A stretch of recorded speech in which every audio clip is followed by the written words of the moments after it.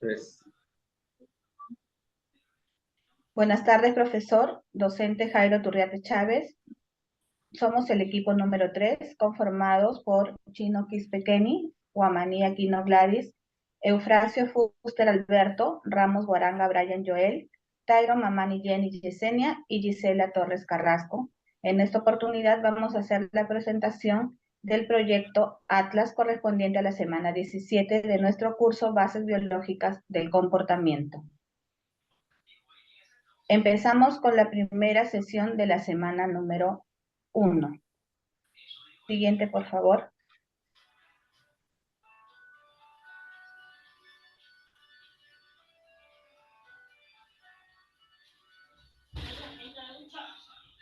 Kenny, empezamos con la presentación.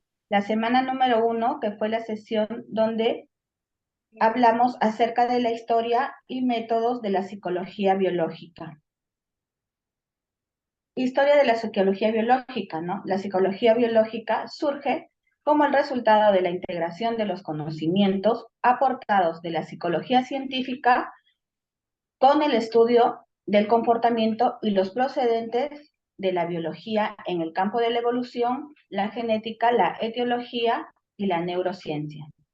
Como punto número 1, encontramos a la edad antigua, lo que más resalta son los conocimientos de Hipócrates, que fue que del cerebro vienen las emociones y presentaba referencias sobre las lesiones. Asimismo, Aristóteles tuvo una presencia importante porque dijo que el cerebro es un órgano inmóvil y grasiento y escaso de sangre. Finalmente, en la Edad Antigua encontramos a Galeno, que distinguía solo por palpación los nervios motores de los sensitivos. A continuación, en la Edad Media no hubo muchos conocimientos ni experimentación acerca de este tema sobre el cerebro y no hubo ningún tipo de avance. Como en tercer lugar, en el Renacimiento y en la Edad Moderna. A principios del siglo XVI aparece Andreas Vesalius, que fue el fundador de la anatomía moderna, donde reavivó el interés por la neurociencia a través de su disección de cadáveres humanos.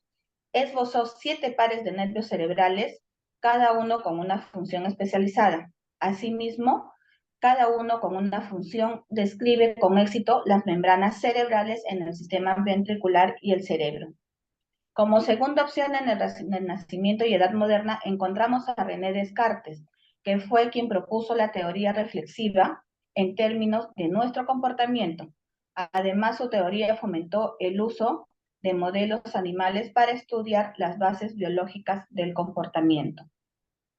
Finalmente, él estudió la fisiología del cerebro, que fue quien propuso la teoría del dualismo, que era la visión de que la mente y el cerebro estaban separados. En la Edad Moderna aparecieron más estudiosos que pudieron experimentar todo este tema acerca del cerebro. En 1811 aparece Jean César Legalois, que descubrió que cuando el tejido se destruye en la médula, se proviene una lesión. Luego encontramos a Franz Joseph Gall y Joseph Spurheim, quienes formularon la frenología, donde se utilizó la medición del cráneo para determinar, las características de personalidad de un individuo. También resaltó Carl Wernicke, que desarrolló aún más la teoría de la especialización de estructuras cerebrales específicas en la comprensión y producción del lenguaje. En la edad contemporánea resalta Charles Sherrington, que fue quien utilizó por primera vez el término sinapsis entre la conexión de neuronas, y Henry Dale con Otto Lewis, que ganaron el Premio Nobel de Fisiología y Medicina por sus estudios sobre excitación y transmisión química de los impulsos nerviosos. Finalmente, hablamos del enfoque hebbiano, la llamada ley de Hebb, propuesta por el neuropsicólogo Donald Hebb, que afirma que las conexiones sinápticas se fortalecen cuando dos o más neuronas se activan de forma contigua en el tiempo y el espacio. Es decir, al asociarse el disparo de la célula presináptica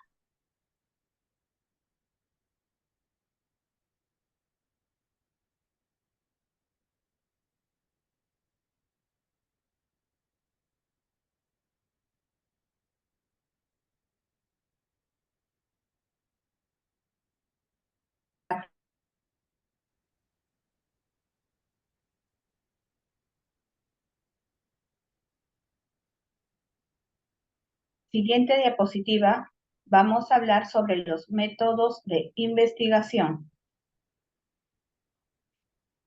Encontramos dentro de los métodos de investigación las siguientes, que es la visualización y estimulación del cerebro humano in vivo.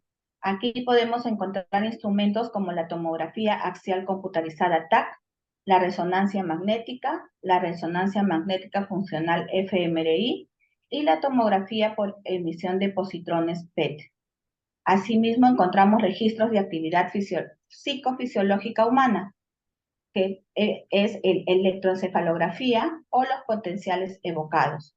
Otro tipo de métodos son los lesivos de investigación fisiológica, como es los métodos de lesión, cirugía estereotáxica, métodos farmacológicos, que son lesiones químicas, también métodos histológicos, como por ejemplo el inmunocitoquímica.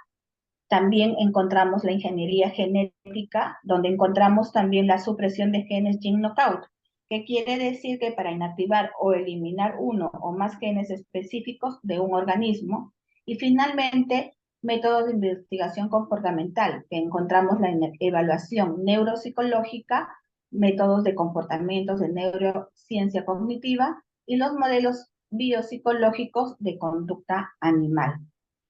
Siguiente, por favor. Siguiente. Estos temas fueron considerados en la primera sesión. Continuamos, como pueden ver, el glosario con los términos más importantes o relevantes, como son la psicobiología, sinapsis, positrón, histología. Siguiente, por favor. En nuestra semana número 2, en la segunda sesión, encontramos conceptos básicos del sistema nervioso. ¿Qué es el sistema nervioso? Es el conjunto de órganos y estructuras de control de información del cuerpo humano, constituido por células altamente diferenciadas, conocidas como neuronas, que son capaces de transmitir impulsos eléctricos a lo largo de una gran red de terminaciones nerviosas. Funciones del sistema nervioso. ¿Cuáles son sus funciones? Recibir información sensorial, procesar información, generar respuestas, coordinar acciones y funciones corporales, mantener la homeostasis y proporcionar la base para la cognición y la conciencia. Tenemos también las partes del sistema nervioso, que están conformadas por dos: el sistema nervioso central, donde encontramos el cerebro y la médula espinal, y el sistema nervioso periférico, que encontramos el sistema nervioso somático y el sistema nervioso autónomo. También dentro de los temas en esta sesión encontramos la neurociencia, que es el estudio de cómo se desarrolla el sistema nervioso, su estructura y lo que hace. Se centra principalmente en el cerebro y su impacto en el comportamiento y las funciones cognitivas. También investigan qué sucede con el sistema nervioso cuando las personas tienen trastornos neurológicos, psiquiátricos o del neurodesarrollo. También encontramos unas curiosidades acerca del sistema nervioso, que es una red impresionante, tiene una velocidad asombrosa, el peso y energía, la neuroplasticidad, no siente dolor, la edad de las neuronas y el mito del 10%, así como que se cree que la primera neurona apareció hace 635 millones de años. Finalmente, las experiencias de la vida cambian el sistema nervioso. A lo largo de nuestra vida, nuestro cerebro va cambiando de manera constante. La experiencia y el ambiente modifican los circuitos neuronales y regulan la expresión de nuestros genes. Y asimismo, modula el desarrollo de nuestras diferentes habilidades. Siguiente, por favor.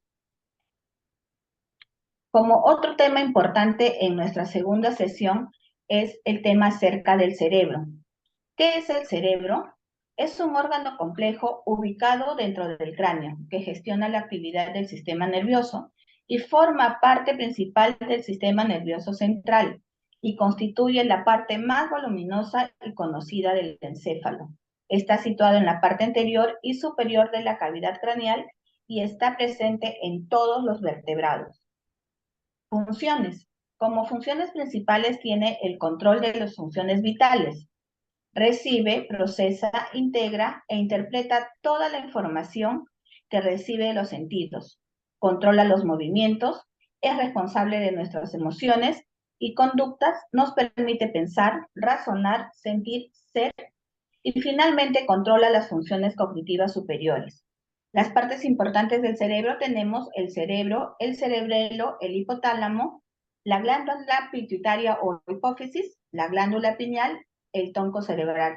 Finalmente, en el cerebro encontramos las neuronas que están constituidas por un cuerpo o soma, axones y dendritas. A continuación, vemos los términos más importantes en nuestro glosario, que es el homeostasis, neuroplasticidad, neurona y conducta. Siguiente diapositiva, por favor. En nuestra siguiente clase, que empieza con la semana 3, tenemos la filogenia y la ontogenia. ¿Será importante conocerlas? El concepto de ontogenia y el de filogenia están muy relacionados y es muy importante conocerlas. Son dos palabras que suelen aparecer juntas, lo cual hace que en más de una ocasión uno piense que son sinónimos, pero no lo son. La primera describe la relación evolutiva entre las especies que pueblan la Tierra, mientras que la segunda se encarga de estudiar el proceso madurativo de los seres vivos. Así, ambas describen cuál es el origen y qué tipos de cambios se dan en esa idea tan compleja que es la vida. Continuamos con nuestra compañera Gladys, que podrá profundizar más sobre este tema. Muchas gracias. Continuando con la exposición, la filogenia y la ontogenia del sistema nervioso central. La filogenia comprende el estudio evolutivo del sistema nervioso que se realiza a través de las diferentes especies animales. Siguiente diapositiva, por favor. La ontogenia es un proceso evolutivo del individuo dentro de su misma especie, desde su fecundación hasta su adultez. Comprende la etapa germinal, la etapa embrionaria y la etapa fetal. Siguiente diapositiva. Mm, Las estructuras de protección del sistema nervioso. El sistema nervioso permite detectar, interpretar y responder de forma rápida a los estímulos del medio, tanto internos como externos. Siguiente diapositiva. Las estructuras del sistema nervioso. El sistema nervioso central incluye el cerebro y la médula espinal. Estos son los centros de procesamiento de información y control del cuerpo. El cerebro es un órgano principal del sistema nervioso y controla la mayoría de las funciones del cuerpo. Se divide en varias partes, incluyendo los lóbulos frontales, parietal, occipital y temporal, el cerebelo y el tronco cerebral. La médula espinal es la principal vía de comunicación entre el cerebro y el resto del cuerpo. Transmite señales desde y hacia el cerebro. Siguiente diapositiva. Sistema nervioso periférico. Este sistema conecta el sistema nervioso central con el resto del cuerpo. Se divide en el sistema nervioso somático y el sistema nervioso autónomo. El sistema nervioso somático se encarga de las funciones voluntarias que se transmite señales desde y hacia los músculos esqueléticos. El sistema nervioso autónomo se encarga de las funciones involuntarias, como la frecuencia cardíaca, la respiración, la digestión y la regulación de la temperatura. Se divide en el sistema nervioso simpático. Siguiente diapositiva. Las neuronas son las células fundamentales del sistema nervioso. Son las unidades de información que transmiten señales eléctricas y químicas a través del sistema nervioso. Las neuronas reciben los estímulos de todas las partes del cuerpo y a su vez dan respuestas para que los órganos de las capacidades físicas fundamentales adecuadamente. Cada neurona se compone de varias partes principales, como cuerpo celular o soma, dendritas, axón, mielina, sinapsis. Siguiente diapositiva. En la semana 5 pudimos ver la organización del sistema nervioso central. El sistema nervioso central lo forman el encéfalo y la médula espinal. El encéfalo. En el encéfalo se encuentran los centros nerviosos superiores de coordinación e integración. La- lo forman la materia gris y la materia blanca. Se forma en la etapa embrionaria por una dilatación del tubo neural, la vesícula encefálica. Existen cuatro cavidades en el encéfalo llamadas ventrículos, en las cuales se desarrolla el sistema ventricular que da origen a la luz del tubo neural. Los ventrículos laterales lo forman los hemisferios laterales. El tercer ventrículo abarca el diencéfalo. En el acueducto de Silvio se encuentra el mesencéfalo y el cuarto ventrículo abarca el prosencéfalo. Siguiente diapositiva. Continuando con la semana 5, la médula espinal forma parte del sistema nervioso central y se encuentra dentro de la columna vertebral, a la altura lumbar. Se forma una ramificación de esta llamada cola de caballo. Se divide en dos surcos y en ella se distingue la materia gris de la materia blanca. Siguiente diapositiva. Para finalizar la semana 5, en la médula existen 31 nervios espinales o raquídeos que salen de su parte dorsal y ventral, 8 cervicales, 12 dorsales, 5 lumbares y 6 sacros. En cada raíz dorsal existe un ganglio espinal donde se encuentran los cuerpos neuronales, raíces dorsales, vía de entrada de estímulos sensitivos a la médula y raíces ventrales. Es la vía de salida de estímulos motores. Siguiente diapositiva, por favor. En el glosario pudimos encontrar las palabras la ontogenia, la filogenia, la implantación, la blástula o blastocisto, meninges, aracnoides y pía madre. Gracias.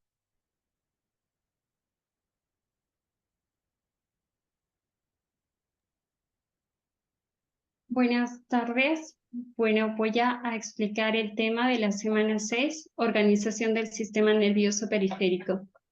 Bueno, el sistema nervioso periférico se encarga de traer información sensitiva del medio externo o interno y envía respuestas hacia los órganos efectores constituidos por los nervios craneales o raquídeos y ganglios. Los axones de los órganos sensoriales y motores forman nervios craneales conectados directamente con el encéfalo y los espinales o raquídeos conectados con la médula espinal. Existen 4 tipos de neuronas. Estas suelen estar conectadas por reflejos que permiten respuestas rápidas y eficientes. En un arco reflejo, estímulo recibido es conducido por una neurona sensorial a la médula espinal y es allí donde se da la sinapsis directamente con una neurona motora o con una o más interneuronas y luego con una neurona motora. Por último, la neurona motora se activa al efector que lleva a cabo la acción refleja. Para comprender cómo trabaja el sistema nervioso periférico, este se ha dividido en somático y autónomo. El somático lleva información a los músculos estriados, permitiendo la coordinación de actividades voluntarias del cuerpo, como caminar, bailar, escribir. Asimismo, envía instrucciones que permiten el movimiento voluntario de los músculos. Se componen de neuronas sensitivas que transportan aferencias de receptores y sentidos especiales de visión, audición, gusto, olfato, equilibrio, y da equilibrio a los receptores de los sentidos somáticos, como el dolor, la temperatura, el tacto, las sensaciones y las proceptivas. Estas también se clasifican en nervios craneales y envían información sensorial procedente del cuello, de la cabeza hacia el sistema nervioso central y reciben órdenes motoras para el control de la musculatura esquelética del cuello, y la cabeza está conformada por 12 pares. El sistema nervioso, siguiente diapositiva. Ya, ok, está bien. No, perdón, la anterior. El sistema nervioso autónomo lleva la información del músculo liso, cardíaco y glándulas, permitiendo el control de las actividades involuntarias del cuerpo, como es el latido del corazón, el movimiento pulmonar, y la actividad glandular y el hipo. Las vías eferentes del sistema autónomo pueden dividirse en simpático y parasimpático y entérico. El sistema nervioso simpático es el sistema de alerta que prepara el cuerpo para responder ante actividades intensas y acelera el ritmo cardíaco, dilata las pupilas e inhibe la salivación, dilata los bronquios, acelera el ritmo del corazón, disminuye la actividad digestiva, etc. El sistema nervioso parasimpático genera respuestas de reposo de la siguiente manera: contrae la pupila, aumenta la salivación, contrae los bronquios, disminuye el ritmo cardíaco del corazón y estimula la actividad digestiva. También estimula la conversión del glucógeno y contrae la vejiga. El sistema nervioso entérico se encarga de coordinar el tracto gastrointestinal.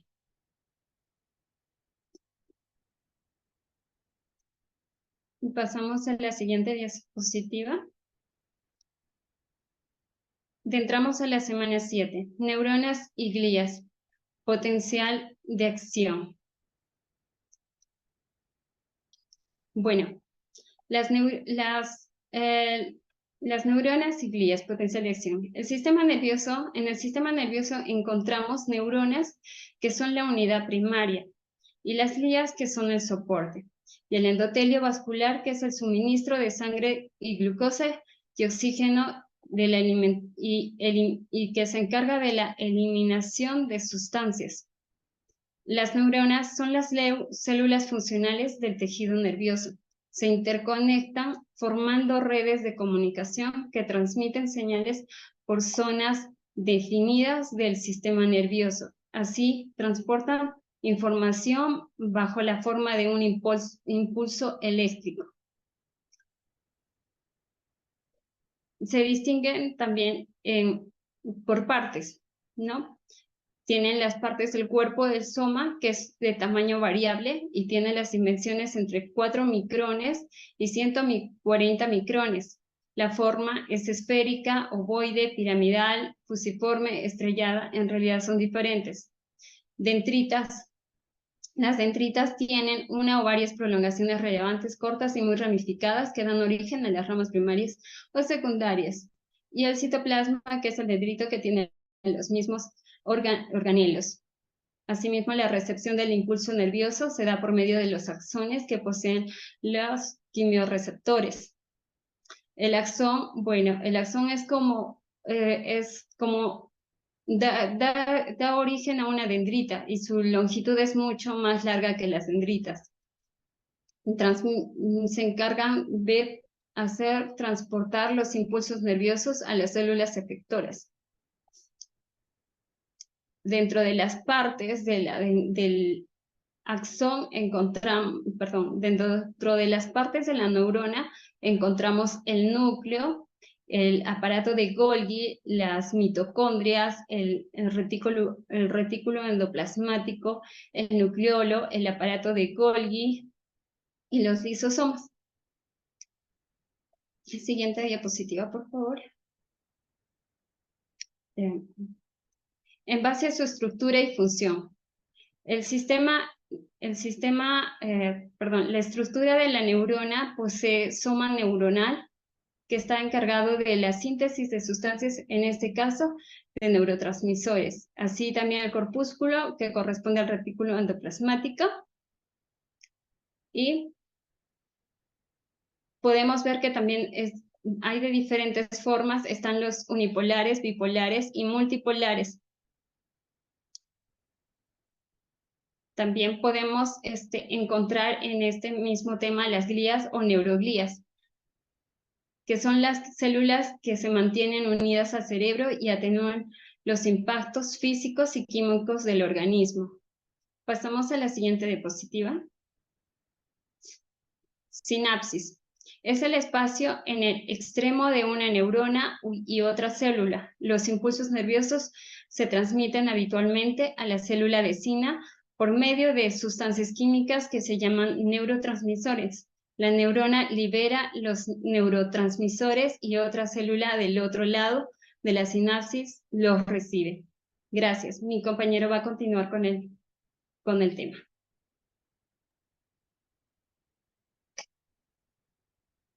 Buenas tardes, profesor y compañeros. Continuando con la exposición de la semana 8, me adentro de la fisiología de los neurotransmisores. Como una primera aproximación, podemos definir un neurotransmisor como una sustancia que se libera por una neurona durante la sinapsis y que afecta de manera específica a otra célula, ya sea una neurona o algún órgano efector. Esto ocurre con otros muchos conceptos operativos en términos de biología, ¿no? El aspecto esencial del concepto de transmisor queda absolutamente claro, aunque con límites marginales algo borrosos, ya que es algo más general, ¿no? Los neurotransmisores identificados pueden dividirse en categorías o familias amplias, según su estructura química. Algunos son aminas, otros son aminoácidos y muchos son polipéptidos. Algunos son purinas y el NO, que sería el monóxido de nitrógeno, y el CO, que es el monóxido de carbono, los cuales son gases. Y bueno, pasamos ahora a términos de atención y percepción. Y para tener una primera aproximación a la noción de percepción desde un punto de vista de la psicología moderna, es conveniente entenderla de manera preliminar como un proceso en el que están implicadas varias etapas, las cuales son responsables de la compleja experiencia consciente que tenemos de la realidad y que nos han servido para responder a las exigencias de un mundo demandante, desde el punto de vista adaptativo de la supervivencia de la especie. Y para la percepción tenemos aquí un par de fases, las cuales son el ingreso de la información proveniente de los distintos canales sensoriales, podría ser de la olfativa, auditiva, el tacto, visual y auditiva, ¿no? Como ya lo mencioné. Eh, Luego viene el almacén a corto plazo o la memoria sensorial. Pasamos luego a la selección de la información en funciones de las características físicas, los cuales vendrían a ser los filtros precategoriales. La información atendida pasa a la memoria a corto plazo, lo que no es atendida se pierde. Y por último, el almacenamiento de la información en la memoria a largo plazo e influencia en la respuesta. Continuando, pasamos a la neurología de la atención. Y bueno, la complejidad de la conducta humana depende menos de la especialización de las neuronas individuales que el hecho de que un gran número de ellas forman circuitos anatómicos. Uno de los principios esenciales de la organización del cerebro es que las neuronas con propiedades básicamente similares pueden producir acciones bastante diferentes según la forma en que están conectadas entre sí, con los receptores sensoriales y con los músculos. Por ejemplo, en el caso de la información sensorial, la transformación de este flujo de información en representaciones mentales requeriría que la neocorteza las procese en las áreas sensoriales y que las integre, ¿no? Y finalmente la sensación de percepción se forma en las áreas de sensación temporal parietal. Para un control consciente de este estado mental de la corteza prefrontal debe actuar como centro ejecutivo del pensamiento y acción, ¿no? Y tenemos aquí tres redes atencionales, ¿no? Las cuales implican que debería ser la red dorsal, la red de focalizaciones internas y la red ventral. Y pasamos al tema de psicofisiología de la percepción, la cual podríamos decir que es un proceso activo que consiste en integrar sensaciones en patrones significativos que representan hechos y fenómenos externos, ¿no? Y el cerebro visual, como un acotamiento, sería que es el sentido más complejo, que vendría a ser el ojo que captura la información incompleta del mundo exterior y la lleva a través del cerebro a la parte posterior del mismo para que interprete la información, ¿no? Tenemos sus características, que es la biocultural, depende no solo de estímulos físicos y de las respectivas sensaciones, sino además la selección y organización de muchos estímulos. También depende de la ordenación, clasificación y elaboración de sistemas de categorías con los que se compara los estímulos. Estos conforman los referentes perceptuales, ¿no? Y como siguiente punto, estos mismos referentes perceptuales identifican y transforman la nueva experiencia perceptual. Y también estos estímulos sensoriales son interpretados por el cerebro, ¿no? Como algún aporte más, podríamos decir que mencionará la ceguera cortical, que sería una lesión occipital, en las cuales debería ser como las personas que no ven, pero sí discriminan algunos movimientos, ¿no? Se guarda en memoria lo esencial y se abstrae lo importante, ¿no? Y otro trastorno sería la esquizofrenia, es donde se dan alucinaciones y es la percepción de un estímulo que no existe. En el cerebro hay actividad cerebral como si existiera el estímulo, ¿no? Y otro sería la agnosia visual, que vendría a ser un daño en el lóbulo temporal y este hace que no se pueda identificar qué es, aunque lo pueden ver. Ya, pasamos al tema de corteza cerebral. La corteza cerebral tiene entre 2 y 4 milímetros de grosor, dependiendo de la zona concreta, y recubre la superficie del cerebro. Está compuesta de sustancia gris, que es en donde se encuentran principalmente los cuerpos celulares de las neuronas. Y para mencionar los surcos principales tenemos la cisura longitudinal medial, el surco lateral, el surco central, o también llamado de Rolando, el surco colateral y el surco calcarino. Algo más que podemos acotar sobre la corteza son las áreas de Wernicke-Broca y la asociación límbica, ¿no? En la asociación límbica podríamos decir que se ocupa sobre todo del comportamiento, las emociones y la motivación. La de Broca es aquí donde se ponen en marcha y donde se ejecutan los planes y los patrones motores para la expresión de cada palabra. El área de Wernicke, principal para la comprensión del lenguaje, y las regiones más importantes de todo el cerebro para la función intelectual superiores, porque casi todas ellas están basadas en el lenguaje, ¿no? Y adentrándonos un poquito más acerca del área de la asociación límbica, profundizando, esta está situada en el polo anterior del lóbulo temporal, en la porción ventral del lóbulo frontal y la circunvolución singular que queda en la profundidad de la cisura longitudinal por la cara medial de cada hemisferio cerebral. Esta se ocupa sobre todo del comportamiento, ¿no? Como mencionamos, las emociones y la motivación. La corteza límbica forma también parte de un todo mucho más amplio, que es el sistema límbico, que abarca una compleja serie de estructuras neuronales en las regiones basales medias del encéfalo. Este sistema límbico proporciona la mayoría de los impulsos emocionales para activar otras áreas del encéfalo e incluso suministra el estímulo encargado de motivar el propio proceso de aprendizaje.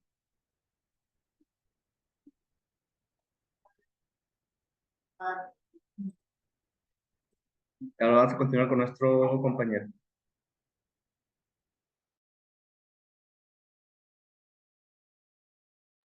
Eh, Buenas tardes, docente y también compañero, muy buenas tardes.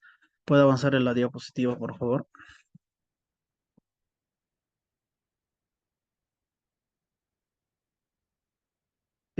Vamos a entrar a la semana 11. Vamos a hablar sobre función sensitivo-motor. Su principal característica es que percibe los estímulos tanto internos como externos a través de los órganos receptivos. En la función motora, esta función se encarga de estimular los músculos. En las generalidades tenemos músculos como unidad motora, constituyen una gran parte de la masa muscular, en los 90%, son usados para mantener el movimiento y la unión de los huesos, con la cual se indica el sostén. En los músculos tenemos dos puntos muy fundamentales. Hablamos de los flexores, en la cual se usa para doblar una articulación hacia adentro. El siguiente es extensores, usados para estirar o extender una articulación. El punto número 2, hablamos sobre las generalidades. Vemos contracción muscular. La contracción muscular puede ser de dos tipos: contracción isométrica, que consiste en el aumento en la tensión que un músculo ejerce sobre dos huesos sin necesidad de acortarlos o unirlos. El siguiente punto es contracción dinámica. Se habla sobre el aumento de la tensión acortando o uniendo para producir una fuerza dinámica y realizar el trabajo mecánico. Y también tenemos órganos receptores de los tendones y músculos, en la cual está dividido por dos órganos tendinosos de Golgi, los usos musculares. El siguiente, por favor. Vamos a hablar vías ascendentes y descendentes. ¿En qué consisten estos dos puntos muy importantes? Habla sobre las fibras ascendentes que transmiten la información de la periferia hacia los centros superiores, mientras que los descendentes transmiten la información del sistema nervioso central a las neuronas motoras y controlan la información nociceptiva. El siguiente, por favor.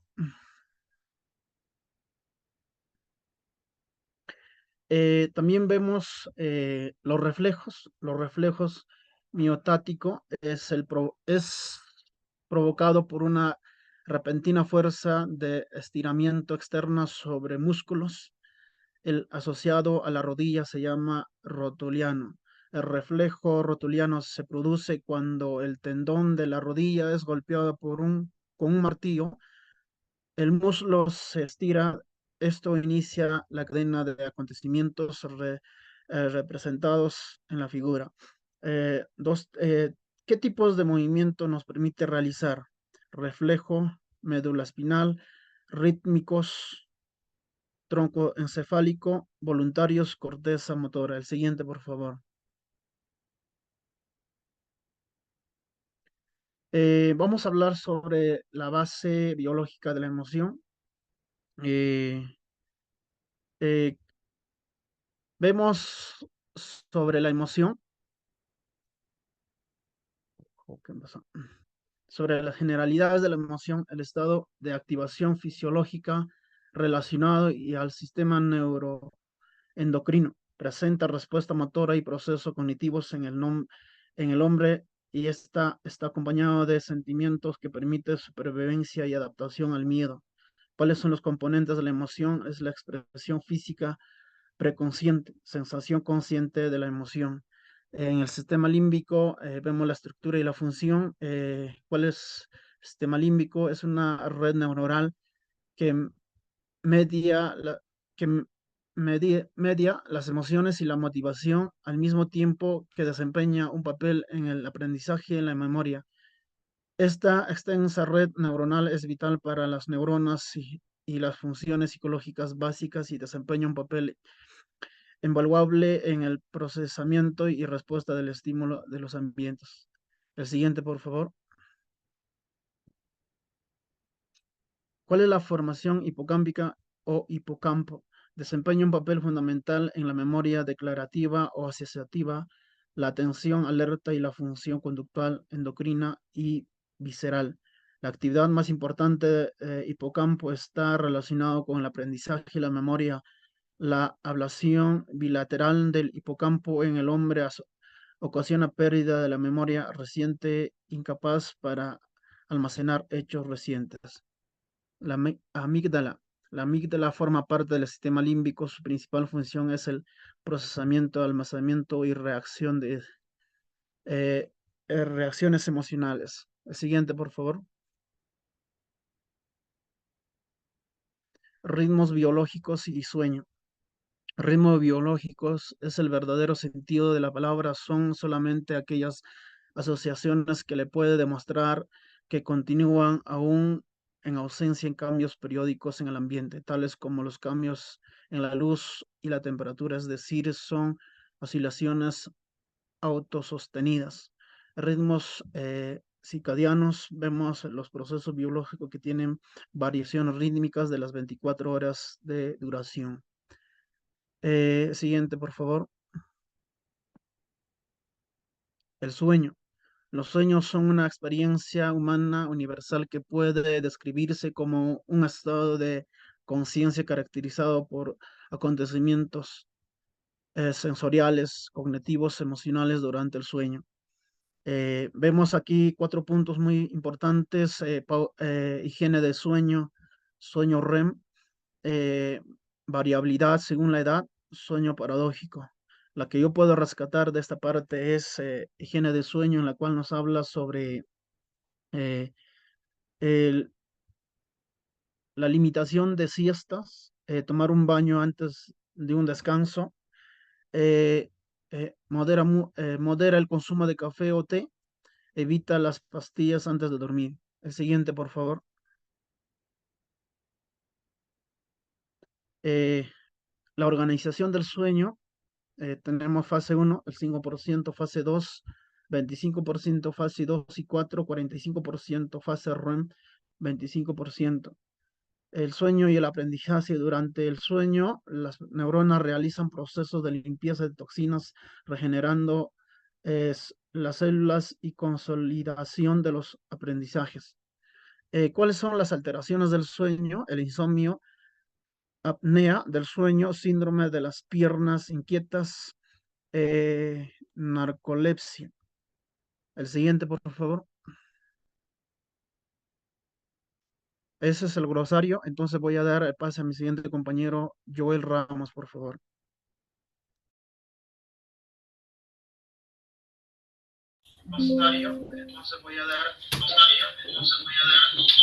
Docente, buenas tardes. Buenas tardes. Buenas tardes. Compañeros, en, este, en esta diapositiva hablaremos sobre el aprendizaje, la memoria y el procesamiento de la información. Acá estamos viendo lo que es el aprendizaje, cuyo es el proceso por el cual adquirimos nueva información y habilidades. También es un proceso activo que requiere atención, esfuerzo y práctica. ¿Qué es la memoria? La memoria es la capacidad de almacenar, recuperar información. Es una función cognitiva fundamental que nos permite aprender, pensar y actuar. ¿Qué es el procesamiento de la información? El procesamiento de la información es la forma en la que el cerebro recibe, interpreta y responde a la información. Involucra a muchas estructuras cerebrales. Siguiente diapositiva.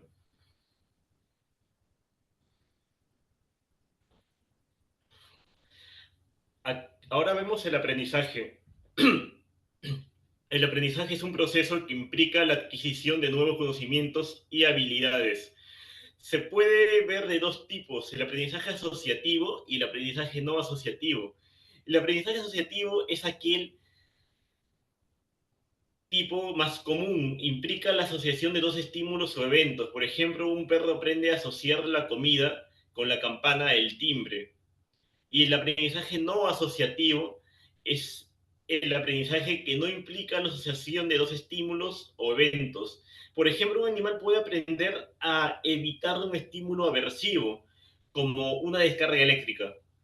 El aprendizaje asociativo está mediadas por mecanismos que incluyen la sinapsis, los neurotransmisores y la plasticidad neuronal. Y el aprendizaje no asociativo está mediado por mecanismos que incluyen la sensibilización y la inhibición. El aprendizaje se puede dividir en dos tipos principales: aprendizaje implícito y aprendizaje explícito. Siguiente diapositiva, por favor. Acá veremos la clasificación de aprendizaje, que se clasifican según su contenido, según su tipo de proceso, y se clasifica según su tipo de aprendizaje. Siguiente diapositiva, por favor. Ahora hablaremos sobre la memoria. Doctor, la memoria es la capacidad de retener y recuperar información. La memoria se puede dividir en dos tipos: la memoria a corto plazo, que es la capacidad de retener información durante unos pocos segundos o minutos, y la memoria a largo plazo, que es la memoria de retener información durante un periodo de tiempo prolongado. Las bases biológicas de la memoria están mediadas por una serie de estructuras y procesos que incluyen el hipocampo, la amígdala y la corteza prefrontal. Siguiente diapositiva.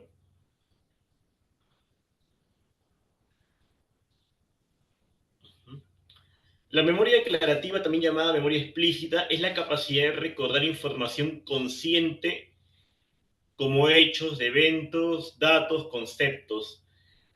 La memoria declarativa se puede expresar verbalmente o no verbalmente y se puede dividir en dos subtipos, la memoria episódica y la memoria semántica.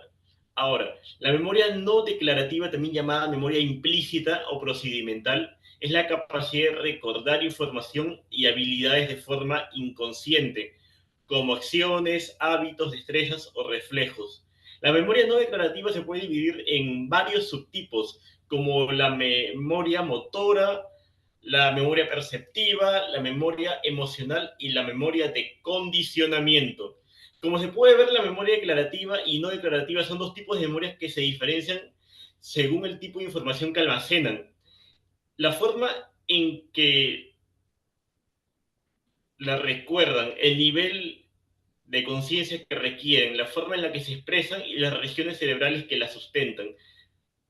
La memoria declarativa depende principalmente del hipocampo y los lóbulos temporales, mientras que la memoria no declarativa depende de varias estructuras como el cerebelo, los ganglios basales, la amígdala y el neocórtex. Siguiente diapositiva, por favor. El procesamiento de la información es el proceso de recibir, interpretar y responder a la información del entorno. El procesamiento de la información implica una serie de pasos que incluyen la percepción, la cognición y la respuesta. Las bases biológicas del procesamiento de la información están mediadas por una serie de estructuras y procesos que incluyen el sistema sensorial, el sistema nervioso central y el sistema muscular. Ahora veremos las amnesias. Son trastornos que afectan a la memoria. Se puede clasificar en función del tipo de memoria que se ve afectada. Las amnesias anterógradas, las amnesias retrógradas y las amnesias globales. Siguiente diapositiva, por favor.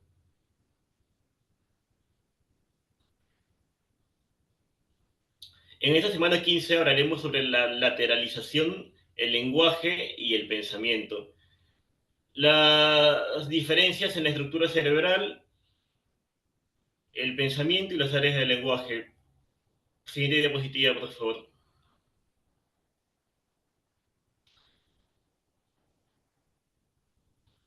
Ya, acá hablaremos sobre las diferencias en la estructura cerebral. Los hemisferios cerebrales son asimétricos en su estructura, con diferencia en el tamaño, la densidad neuronal y la organización de las vías neuronales. Estas diferencias se observan desde el nacimiento y se van acentuando a lo largo del desarrollo. Existen las asimetrías anatómicas y las asimetrías funcionales. Siguiente diapositiva, por favor. Las áreas del lenguaje son las regiones del cerebro que están implicadas en el proceso del lenguaje. Las principales áreas del lenguaje se encuentran en el hemisferio izquierdo y son las siguientes: el área de Broca y el área de Wernicke.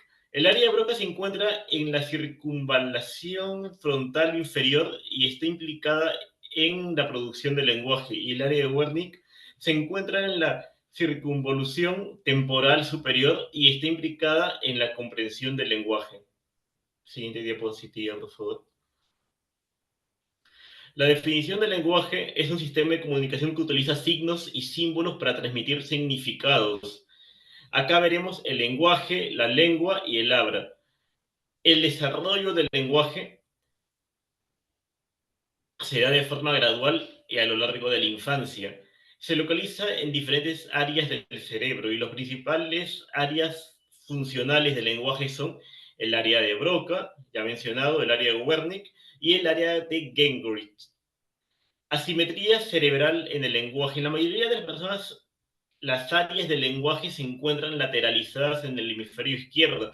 Esto significa que la mayoría son diestras lingüísticamente. Sin embargo, hay un pequeño porcentaje de personas que tienen las áreas del lenguaje lateralizadas en el hemisferio derecho. Estas personas son zurdas lingüísticamente. Siguiente diapo. El pensamiento es una actividad mental compleja que nos permite procesar información, resolver problemas y tomar decisiones. Algunas características más importantes del pensamiento son la representatividad, la elaboración, la selección, la organización y la inferencia. El neurotransmisor que regula el pensamiento es la dopamina. Es un neurotransmisor que juega un papel importante en el pensamiento. La dopamina está involucrada en la motivación, la atención, el aprendizaje y la memoria. Las personas con niveles bajos de dopamina pueden tener problemas de pensamiento, como la dificultad para concentrarse, la toma de decisiones y la resolución de problemas. Las funciones del pensamiento. El pensamiento tiene una serie de funciones importantes, entre las que incluyen la representación, la elaboración, la solución de problemas y la toma de decisiones. Siguiente diapo. Ahora veremos la semana 16, ingresando al tema de la neuroplasticidad y la neurodegeneración. Dentro de esta diapositiva veremos la plasticidad neuronal de corta duración y de larga duración y la neurodegeneración, su impacto, su clasificación y sus principales mecanismos. Siguiente diapositiva, por favor. La plasticidad neuronal es la capacidad del sistema nervioso para modificar su estructura y funcionamiento a lo largo de la vida. Es un fenómeno fundamental para el aprendizaje, la memoria y la adaptación a nuevas situaciones. La plasticidad neuronal se puede clasificar en dos tipos principales: la plasticidad a corto plazo y la plasticidad a largo plazo. La plasticidad a corto plazo es necesaria para el aprendizaje y la memoria. Se produce a través de cambios en la fuerza de las conexiones sinápticas, que son uniones entre neuronas. Los principales mecanismos de la plasticidad a corto plazo son la potenciación a largo plazo, mejor conocido como LTP, y la depresión a largo plazo, mejor conocido como LTD. Ahora, la plasticidad a largo plazo es necesaria para la adaptación a nuevas situaciones. Se produce a través de cambios en la estructura de las neuronas, como la formación a nuevas conexiones sinápticas o a la muerte de neuronas. Los mecanismos de la plasticidad a largo plazo son la neurogénesis, que es la formación de nuevas neuronas, la reorganización sináptica, que es el cambio de las estructuras de las conexiones sinápticas, y la pérdida neuronal, que es la muerte de las neuronas. Siguiente diapo, por favor.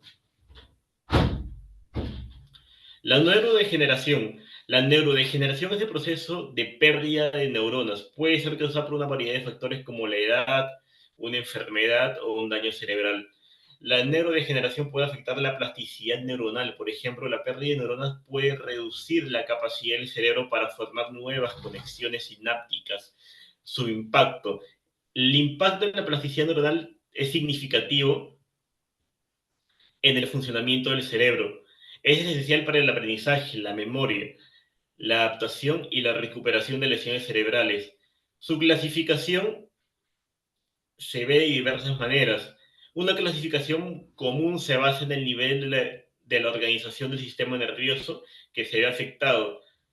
Su clasificación es la plasticidad molecular, la plasticidad celular, la plasticidad sináptica, la plasticidad funcional y los principales mecanismos. Los mecanismos de la plasticidad neuronal son complejos y aún no se comprenden del todo.